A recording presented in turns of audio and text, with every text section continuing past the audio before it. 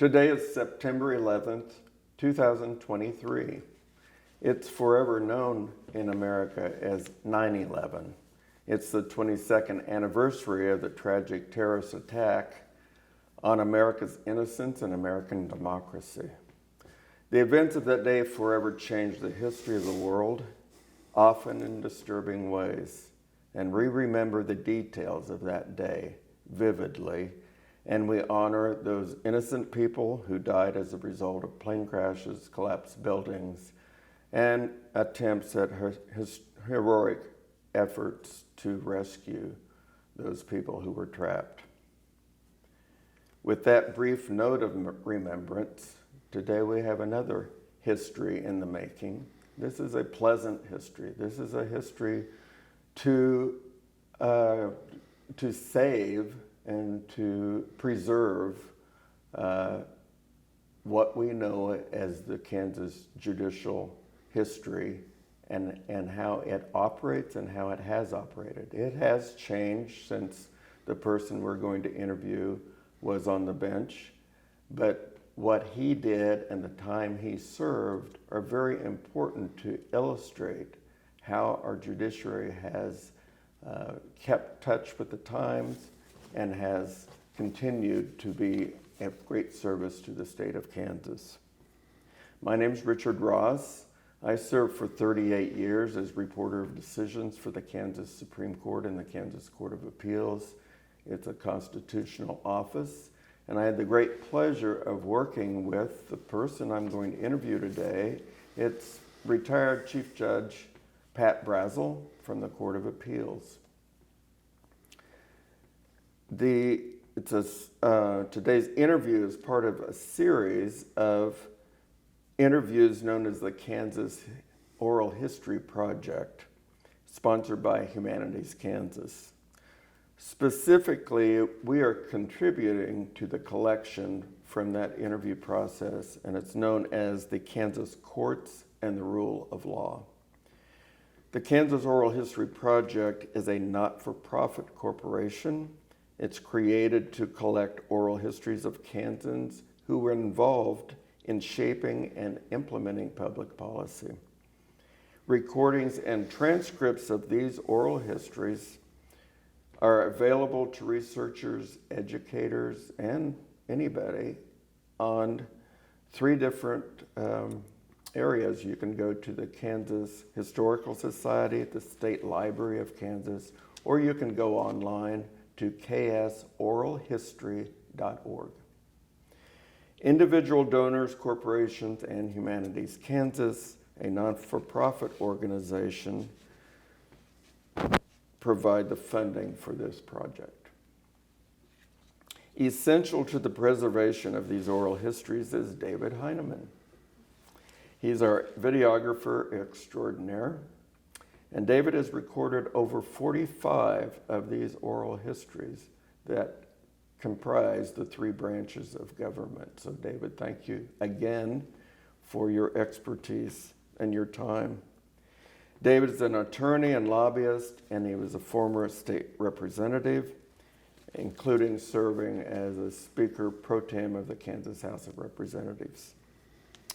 Our guest today, Pat Brazel, J. Patrick Brazel, was born in Pittsburgh, Kansas, and he moved, I believe, at the age of 1 to Chanute, and he grew up in Chanute, Kansas. He graduated with a Bachelor of Science degree in Business Administration from Rockhurst College, and he went to Washburn Law School, where he got his Juris Doctorate in 1962. And for a number of years, first in Pratt and then in Eureka, he was serving in private practice until he was appointed by Governor Robert Docking as a district judge for the 13th Judicial District, and that was in 1972. Mm-hmm. Governor John Carlin then appointed Chief Judge Brazel to the Kansas Court of Appeals in December 1985. He served as judge for that court until the Kansas Supreme Court named him as the chief judge, and that was in 1995. Chief Judge Brazel retired from the court in January of 2001, but he didn't stop working. He was a senior judge, and that was appointed by the Kansas Supreme Court. And senior judges serve 40% of the time, and he did that in his role continuing with the Kansas Court of Appeals. And then he worked for many years, maybe you're still doing it, as a mediator and arbitrator with Associates in Dispute Resolutions, an LLC. That's a brief bio. I didn't even mention the numerous organizations that you belong to professionally, often that you served as the president of the different organizations. But I will just state it's numerous, and you are so well known in this state, and you're a favorite judge of so many people in this state. With what I did say, was there anything that you'd like to add, or were there any corrections you need to make? Well, just one, Richard, and that was that I have completely retired. I'm not doing mediations anymore. I fully retired as senior judge in 2012. I had served on the Judicial Qualifications Commission for about 27 years in addition, which I thought was very important work in Kansas to not only educate the judges, but to discipline if necessary. And that was a wonderful experience with the court and with the commission. Also, I was on the Judicial Ethics Advisory Committee, which is a member of 3 retired judges or justices. And I just retired from that fully in June of this year. Oh my. So I had 40 years as a judge, district judge and appellate judge, and probably the best years of my life in a lot of ways. But other than that, I appreciate your remarks, and I'm happy to be here. Yeah, we're happy to see you here too. Following graduation from college, I know there were a couple of years before you decided to go to law school. Can you tell us what caused you to make that shift and what you were doing? Well, a couple of things. First of all, I graduated from Rockhurst fully intending to return home and with my father, who was in the cattle business. I had been raised around cattle, and that was my intention. I also had joined the National Guard and had a 6-month active duty and basic training, actually. So that took up 6 months of that time. While engaged in the cattle business, I happened to come across a book called A Country Lawyer. And it was about a lawyer from a small town, as I was from Chanute. And it just caught me that it just seemed such a wonderful vocation to have. And so just took a shot at it. I applied for entering the law school at Washburn and was accepted. I don't know if I could be today or not, but at least then. And after graduation, I thought one thing, going to law school, that it opened up so many doors, whether I wanted to practice law. If I couldn't practice law for whatever reason, there were other non-practice jobs, such as with corporations, legal counsel, sure, that sort of thing. But I did get an opportunity to enter a firm in Pratt, Kansas, and it was a wonderful experience. I was married my wife, Shar, during that period, and we loved it, but I didn't have much advancement in the particular partnership I was in, so I had an opportunity to move to Eureka to join a firm there with an elderly attorney who unfortunately went into the hospital a month after I got there, and that was in September. So he went in October, and he died in the hospital in January. So I brought in a good friend of mine from law school, Ron Myers, and he had been with the Internal Revenue Service in the estate and gift tax division, and since we had a lot of estate practice, he came and joined the firm. And I practiced until 1972 when I was, as you said, when I was appointed to the district court. So basically that's about the only additions I have to your to your question. So what then made you decide to apply to be a district judge? The district judge, George Reynolds, at that time suffered from a hearing loss of Meniere's disease. And he contacted me one day. I had no thought of becoming a judge, and he contacted me and said that he was thinking of retiring and that he had talked to attorneys in town, and they all seemed to agree that I would be a good choice, and he thought I would. So I thought, well, it sounds like a wonderful career, so I agreed. And the only thing I didn't think of after I was appointed was when I learned what the salary was for a district judge. And at that time I had two daughters.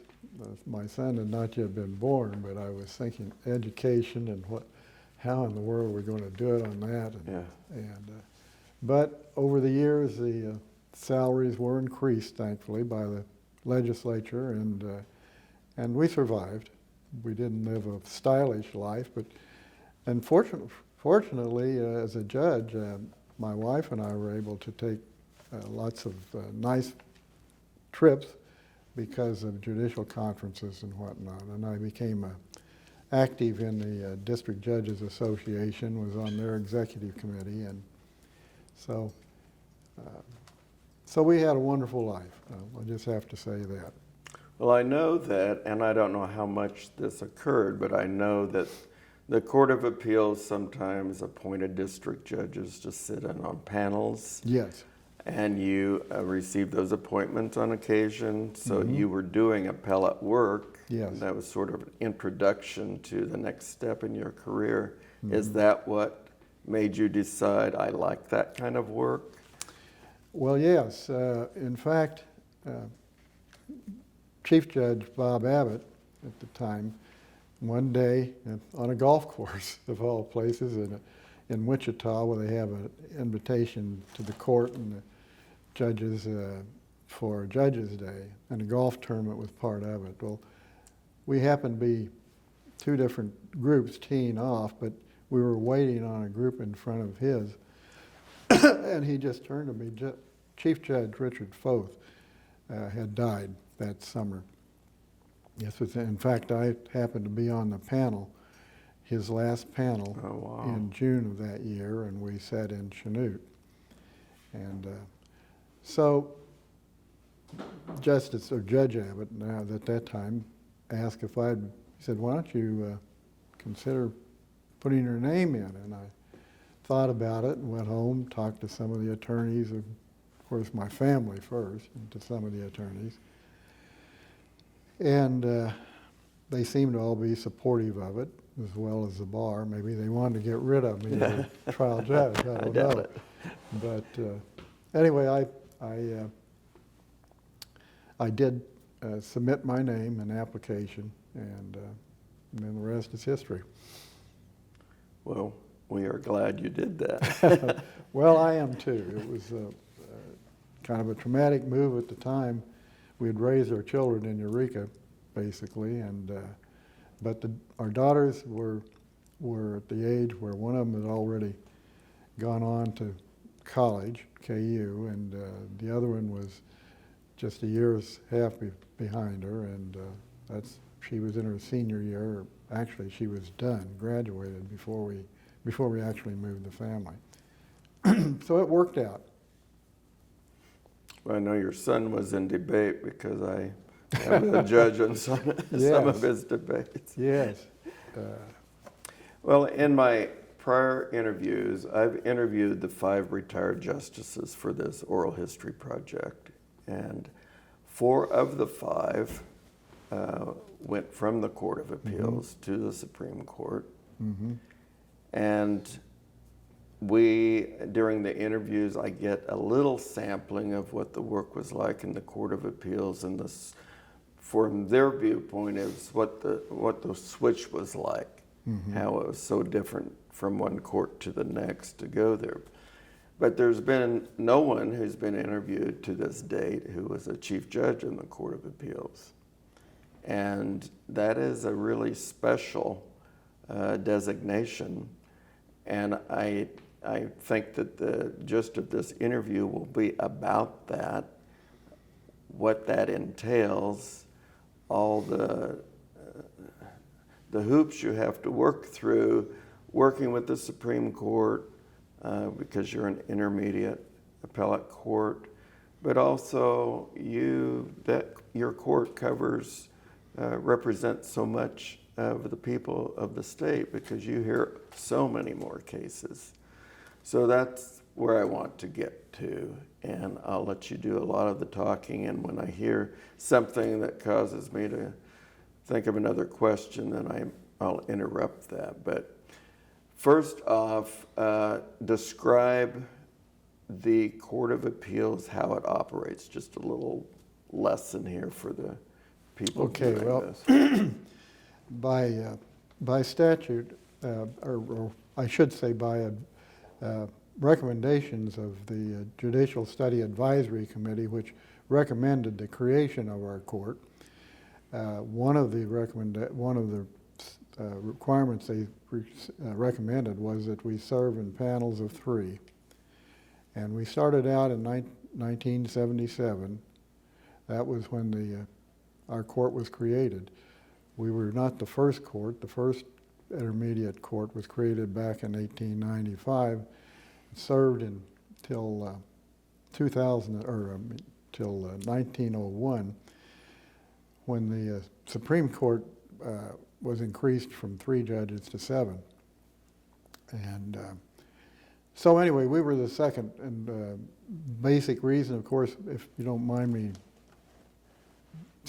straying a little from your question. That's fine. The court was created initially in 1895 because the Supreme Court caseload had gotten to the point that they were struggling. And so that was good for 6 years until the Supreme Court was expanded. Then they went from that time in 2001 until 1977, and the same thing happened.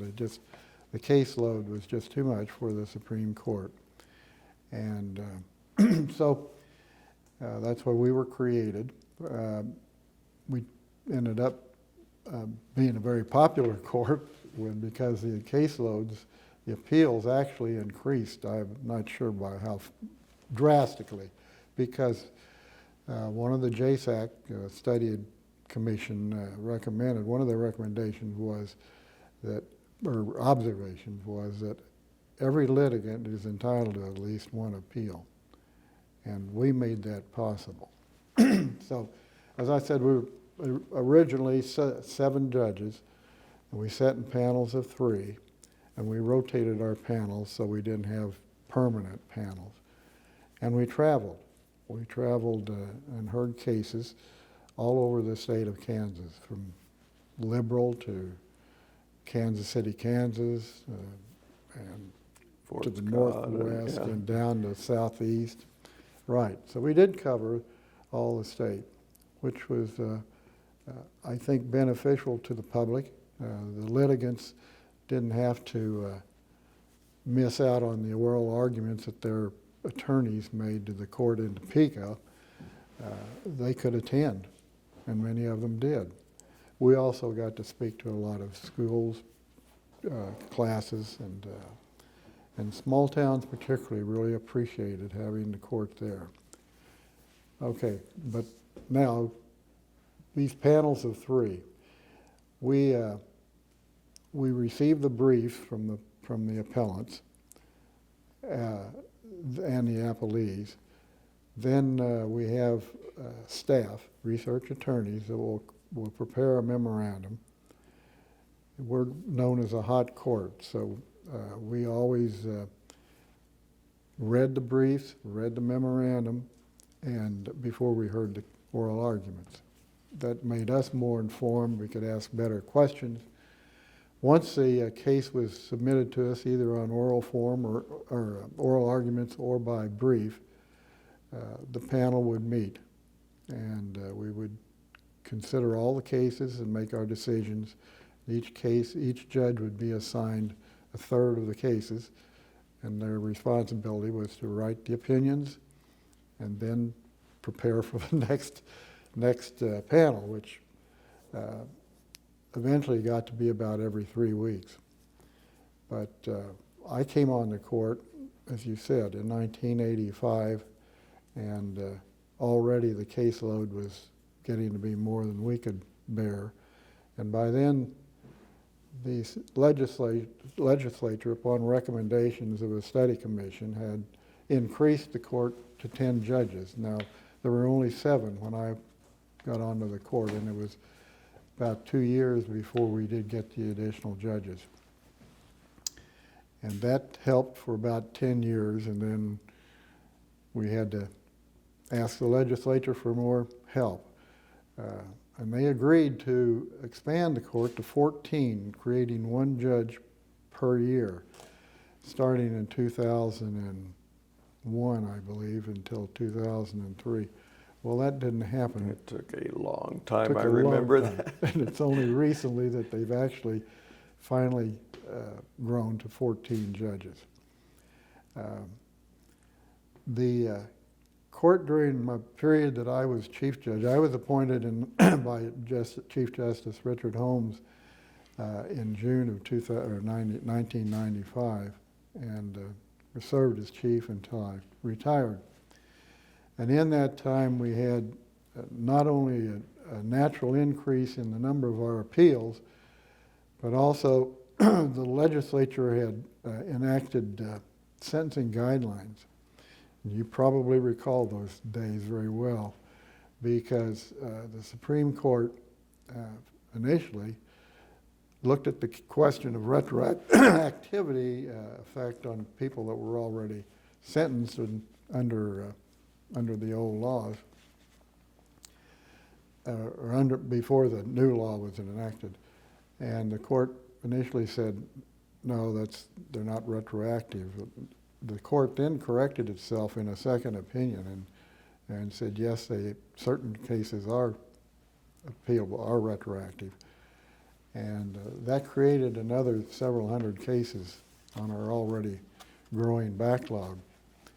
And we had to call in, as you mentioned earlier, in the early 80s, when I was still a district judge, the court had called in trial judges and even some Supreme Court justices to sit with the court to hear the backlog of cases. We had to do that again in the middle 90s, and so that was one of the reasons, again, I think, for the legislature approving the expansion of court.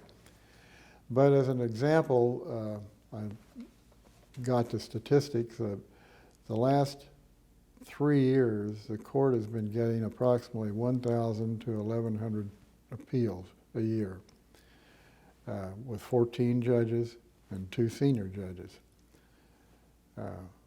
In 1996, our court had reached 2,260 appeals. I remembered it was above 2,000, yes. Yeah.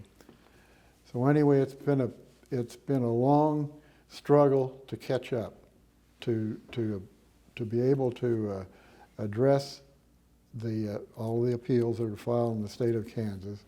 And it looks like for now, and let's keep our fingers crossed, but it looks like for now the court is adequately funded. they have the adequate staff and the number of judges that can meet the needs of the people. You mentioned several things that I just want to note a little bit when you talked about right off the bat appeals started increasing in Kansas. Still today, I believe, there's no, every case from the trial court can be appealed, right? Right. And it's not just the trial court, it's administrative Exactly. courts also. Some states I do know have limits on what can be appealed, but Kansas still allows people to appeal whatever. Right. The other thing you said, I'd kind of forgotten about it, but when you mentioned the Supreme Court has occasion set in on panels, I remember now that there was a huge deal to get backlog eradicated. So many panels were created. It was a major effort. And I don't remember how many panels there were, but there were a lot more than the normal to make that happen. And it did help a lot, obviously. Right. Yeah, I think we had, well, I can't recall now, it was about 12 or 15 panels. Now, at the some people who are watching this will know this. Other people will have no idea if they're not attorneys. But there was something called unpublished opinions and published opinions, and generally the Supreme Court, 95% of their cases were published, and they're in the Kansas reports, which is what I was responsible for. In the Court of Appeals, it was more like 90%. Is that accurate, that were unpublished? Yes, probably. 85 to 90%. And now a lot of that has shifted because everything's online and people can research. And it took a while before you could start citing unpublished opinions. And I don't know where all that stands now. I think there's still published and unpublished opinions. And primarily published opinions should represent precedent or a fact that may not have occurred before. That's correct. So that kind of the point of unpublished was to help move things along because the law had been real settled. Right. So, okay. I might mention there some of the reasons.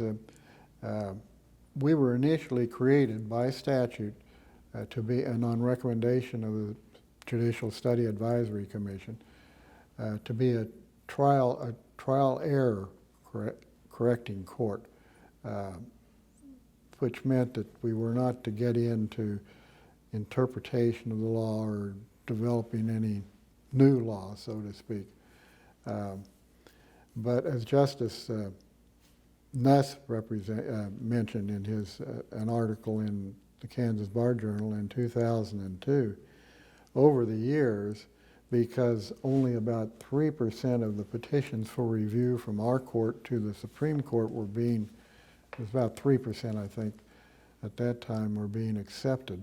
That meant about 97% of all the cases we heard were final.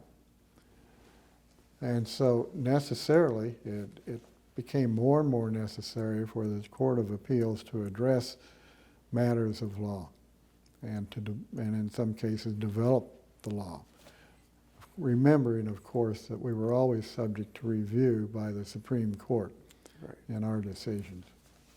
Another problem that we had were that the legislature amended the statute with respect to utility rate cases. They originally were heard in this district court and then appealed to the Court of Appeals. And by statute, the amendment, they made those appeals direct direct to us rather than from the trial court. Those cases involved volumes of material, briefs and notes and research memorandum, and really slowed down. we were supposed to be a fast docket, and those cases really slowed us down. And there's nothing you can do except No. take that time. Right. But everything else gets pushed Yes. aside Yeah. because they want those It took decisions out. extra staff, and Yeah. it had to be, yes, it had to be within 60 days, I A think. quick turnaround. Mhm. You saw a lot of changes when you were on the court, I think, and you certainly worked with a lot of judges. What was it like, and what was the relationship like among the members of the court? I'd have to say in one word, very cordial, 2 words, very cordial. One of the main reasons I believe for that is that we traveled. And in panels of 3, we would, stay overnight for 1 or 2 nights on the road, and then driving to our destinations and back home gave us an opportunity to really get to know one another, to visit with one another, and to appreciate their talents. So, and the staff and the attorneys, I've told this many, many times, but I found it the most pleasant years of my life because of the cordiality and morale and of the staff. It really was a team and is a Yes. team today. Yes. I'm not sure people recognize how that is. Yeah. And I think that's a really good thought about traveling together. It doesn't mean that people who have strong views on certain subjects will change their views, No. but it will help your understanding. Right. And maybe there is some changes in there, but The other thing that too I learned over the years is with respect to people's, beliefs, conservative or moderate or liberal, whatever, and we had all of them on the Supreme Court, or on our court, was the fact that we could agree on cases 99% of the time. And I just didn't see politics or that sort of thing influencing our decisions. And that was a real eye-opener for me. And today, in this era of certain distrust of the institutions, legislative and judicial, there's an awful lot of political discussion about the courts. But that's the one thing I found on our court, regardless of political beliefs, we decided were really remarkable in how we could agree on the case. I believe that sentiment was shared with everybody I've interviewed, and I'm hoping that's one of the main things that comes about from this project is the faith in our system. Yes. And the quality of the people who are making the decisions, regardless of maybe their past politics. They are all very bright people, that they all want to do the right thing. Correct. There are ways to interpret the law in different ways. That's why we have this, but Kansans can be proud and should be proud of our system, and that it really maintains that integrity, right? And the collegiality. I think that's really an important thing to note. In that regard, on a couple of occasions when we were really at the height of these backlogs, and people were on edge, staff, I'm sure, and as well as the judges, and overloaded, and we created, I suggested, I was chief judge then, that maybe we should have a retreat. And so a couple different times, I know, the court would go to a destination either in-state or out-of-state on a retreat. And it was our own expense. We didn't bill the state for anything.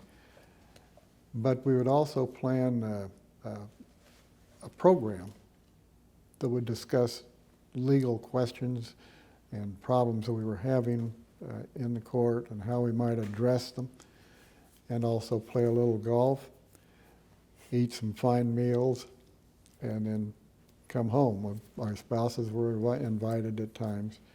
And you could just see the stress melt a lot of times, particularly. And by the end of the weekend, everybody was in a lot better mood, I'm sure, which when we got home made the staff in a better mood. So those were very helpful. It didn't stop the appeals from coming, but No, but we thought we had better ideas. exactly. That was a great idea. We would you have had. at least about a half a day of CLE usually. Well, let's talk about the relationship of the Court of Appeals with the Supreme Court, how that operates. Yeah. And as chief judge, it's a lot different for you than any of the other judges. So talk about your relationship there. Well, as I said, Chief Justice Holmes appointed me as chief judge, and he retired about 3 months later, and Chief Justice McFarland Justice McFarland became the Chief Justice. And so we had to, on our court, we had to prepare a budget every year and then submit it to the Supreme Court, who would then either accept parts of it or not, and it would be part of the total budget for the appellate courts. And so we would have to work with the chief on that. I'm trying to think of other instances when we would deal with the court. Pretty much, well, if there was some problems, I would meet with the chief or with other members of the court, and we would discuss the problems we were having, either with the appeals, number of appeals, and all of that. And I know we had to go through all that in preparing for what we called the Blitz Docket after the sentencing guidelines. Yes, that's what it's called, the Blitz Docket. Right, and so that took a lot of interaction. The Supreme Court, of course, is, except with our own decision-making for cases, they're our boss. So we were having to, a lot of times, some of the not suggestions, but directions they would have for our court would be a little difficult to accept. So we'd have to, again, talk with the chief, see if we couldn't work it out. Mm-hmm. So, but overall, it was good. And with the other members of the court, always very good. You've mentioned a couple of times, and I just want to make a note of this, when you were appointed by Chief Justice Holmes to be the chief judge, that's a statutory designation. Right. Whereas on the Supreme Court, by Constitution, the senior justice, when there's a vacancy of the chief justice, automatically becomes chief, unless, of course, right. they didn't want to do it. But in your case, Court of Appeals, that is not the case. It does not have to be the most senior judge. So right. Just wanted to point that out. You were specifically appointed to do that. Did you, is there anything either humorous or particularly difficult, or any specific memories that you'd like to recount from your time in the court? Not necessarily legal, except with respect to the backlogs and the problems we were having with that, and then addressing the legislature on numerous occasions with regard to our needs, and or with regard to anything that the legislature might be considering that would be an impact upon the case. Did you as a court, you personally, I suppose, as chief judge, you could talk to the legislature? Or did you go through the Supreme Court, or how did you communicate with the legislature? Supreme Court and the Judicial Administrator's Office was always aware. I didn't make unannounced or Right, but you could have contact. yes, but to to ask explain for the case. specific permission, no, not necessarily. Right, okay. Yeah. I just wasn't sure how that worked. Of course, the loss of judges by death was always traumatic, and on a personal note, we lost our daughter in 1989, one of our two daughters. Yes, I remember. She was at that time attending KU, and so that was quite an impact on me and on both of my wife and I. Fortunately, we had friends from Eureka and Pratt that would spend a lot of time with my wife, which was great, and I was able, after a while, to return to the office, the jobs, and the court was very supportive, all the court. So that was a real tough time for me. There was lots of numerous humorous times and good times.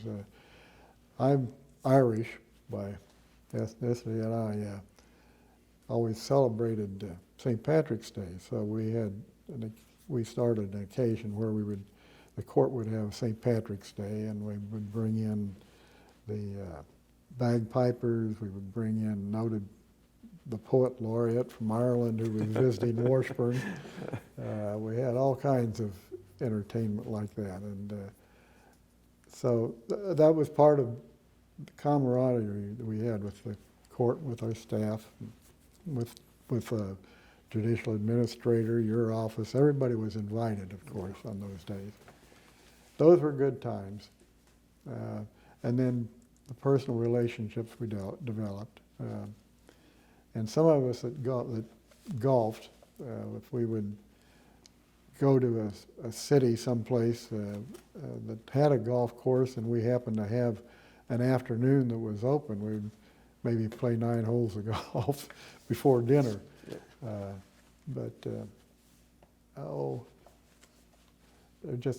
We had a lot of witty judges, I guess I'd have to say, and of course very talented, but some people that everybody, I think, in law that are old enough would remember Judge Elliott, who was noted for his ties. He had a collection of terrible ties, and lawyers and judges and friends from all over the state would send him more ties. But anyway, those are some of the things that come to mind. There is, when you were appointed by Governor Carlin, that was by statute. There was a Judicial Nominating Commission, and you had to go through that and the interview process, and they narrowed it to 3 people, and just like they're doing with the Supreme Court now, but that has changed now. Yes. And that change happened after you left the court, is that right? Yes. Do you have any comments about that, or your feeling about how that switch has, I don't know if it's changed the court, but it has maybe, I don't know. Well, philosophically, I have to say that, in my opinion, that has brought in the element of politics. I think that the selection Judicial Nominating Commission that we have and had were people of all stripes. They were attorneys, they were lay people, and I always found them, in fact, I addressed them on more than one occasion, and they would want to know the needs of the court and, and how they were doing and things like that, or addressed if I knew an individual that was being considered or whatever. But they did their job very diligently, and I truly believe they were, they would usually, to be honest, they would try to at least get one of the 3 nominees as same party as the governor.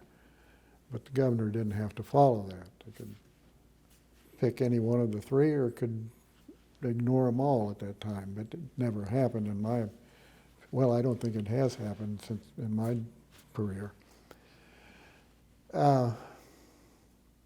So as to the impact it's had so far as I know, the appointments to the court have been good candidates. I've attended some of their swearing-ins and whatnot. Good backgrounds, so I think Governor Kelly is still sort of following that. She doesn't have to, but she's got some sort of a panel that interviews and gives her 3 names, but she doesn't have to do that. Right. So. Right. And I think it's, so keep our fingers crossed, but it's, I just don't approve of the changes that have been made. I think it was working well before, but. This has happened since you've been gone also, and since I've been gone actually, with COVID and so much remote work. Yes. And so that has really affected the court and the judiciary and how things operate. So we don't need to go into that because that isn't something you experienced, but. Well, just to say that the court, because of during the pandemic, they stopped their travel, which was unfortunate. And just recently, now they're back to traveling across the state. That is a good point.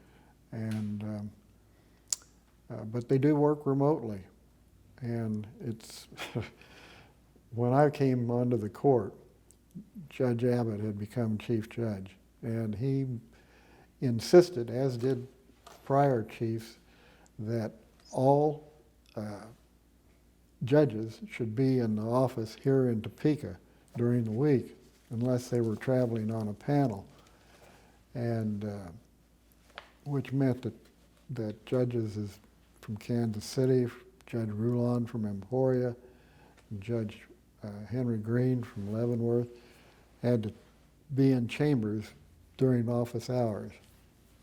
And so a lot of the judges at that time were living in Topeka. And now we've got such a diverse group of judges living all over.